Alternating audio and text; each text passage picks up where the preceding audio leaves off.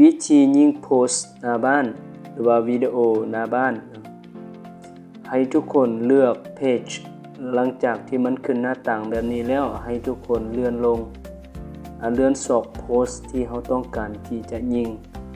หรือโพสต์วิดีโอบ่ว่าจะเป็นรูปภาพหรือวิดีโอต่างๆเราต้องการยิงโพสต์ใดหลังจากนั้นให้ติ๊กคำว่า promote post ติ๊ก promote post มันจะขึ้นคำว่าอัตโนมัติข้อความเปลี่ยนแล้วหลังจากนั้นให้เพิ่มจำนวนข้อความแต่บ่ได้ติ๊กข้อความคำว่าติ๊กข้อความตัวนี้เวลาเขาทักมาจะเห็นอยู่ในข้อความ inbox โอเคหลังจากนั้นให้ทุกคนเลื่อนลงเลื่อนอีกเลื่อนซอกคำว่าข้อความทักทายโอเคตัวนี้จะเป็นข้อความทักทายเฮาติ๊กเข้าเพื่อเฮาจะได้พิมพ์คำว่าสบายดีพิมพ์สบายดีในเมื่อลูกค้าทักมามันจะตอบอัตโนมัติเลยตัวนี้นะโอเคสบายดีสนใจเรียนบ่เจ้าโอเคมันจะขึ้นอยู่ในนี้หลังจากนั้นให้ทุกคนเลื่อนลงคำว่าคำถามที่1คำถามที่1เพื่อให้ลูกค้าถามเฮานะก็จะเห็นสนใจเรียนอันนี้เป็นตัวอย่างเด้อสนใจเรียนถ้าว่าสินค้าเฮาก็ใส่สินค้าราคาเท่าใดราคาเท่าใดยกตัวอย่างเฮาขายเสื้อผ้าขายเครื่องสำอางต่างๆเฮาก็พิมพ์แบบนี้ล่ะเป็นชุดโอเคสถานที่อยู่ไสเฮาก็พิมพ์ใส่ถ้าเป็นเครื่องสำอางหรือเสื้อผ้าเฮาก็ชุดนึงเท่าใดกล่องนึงเท่าใดมีเก็บปลายทางบ่สิโอเคเฮาก็พิมพ์ใส่เพื่อให้ลูกค้าได้ถามเฮาเพื่อบ่ให้เขาเจ้าพิมพ์เขาเจ้าจะเห็นอยู่ในข้อความหลังจากนั้นก็กดบันทึกไว้แล้วละเอียดแล้วเฮาก็เลื่อนลงมานี่เลื่อนเครเซอร์ลงมาแล้วเฮามาเข้าคำว่าข้อความกับWhatsApp มันจะมีข้อความทาง WhatsApp สำหรับของบางคนจะเห็น Instagram ติ๊กออก Instagram เอามาติ๊กWhatsApp เลยเพราะว่ามันจะเด้งเข้า WhatsApp โอเคให้ทุกคนเข้าคำว่ากลุ่มเป้าหมายกลุ่มเป้าหมายเลือกกลุ่มเป้าหมายก็คือรายละเอียดของกลุ่มเป้าหมายเฮาก็มาติ๊กเลือกอายุจะมีอายุเพศหรือตำแหน่ง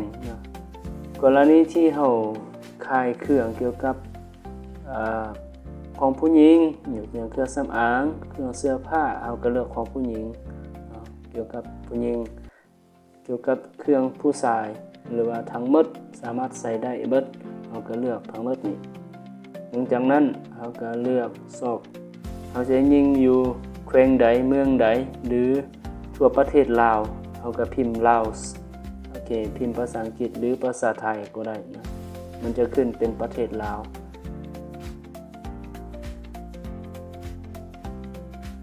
โอเคตัวนี้ให้เลือกยกตัวอย่างเฮาขายเกี่ยวกับหยังให้กลุ่มลูกค้าได้รู้ว่าสินค้าเฮาแม่นหยังก็คือตัวนี้ education ก็คือการศึกษานะการศึกษาหรือเราสามารถพิมพ์ภาษาไทยภาษาอังกฤษใส่ได้แล้วก็เลือกโอเคหลังจากเลือกแล้วกลุ่มเป้าหมายแล้วบัดนี้เรามาป้อนจำนวนมื้อที่เราจะยิงโอเคเราอยากยิง2มื้อ3มื้อ4มื้อหรือเราจะยิงเป็นเดือนก็ได้นะโอเค5มื้อ6มื้อนี่สามารถเพิ่มหรือลดโอเคเรานับวันที่หรือมันจะมีปฏิทินให้นะเรายิงตั้งแต่มื้อนี้จนถึงวันที่2ที่3ที่ลายมือต่อไปนะแล้วจำนวนเงินสำหรับตัวนี้มันจะรวมทั้งภาษีเลยนะโอเคมันกำหนดทั้งภาษีรวมทั้งหมดยกตัวอย่างเราจะยิง10ดอน3มื้อ4มื้อเอาก็รวมอยู่หั่นเอาก็มาหารกันเสียภาษีเท่านี้แล้วก็รวมทั้งหมดเท่านี้โอเค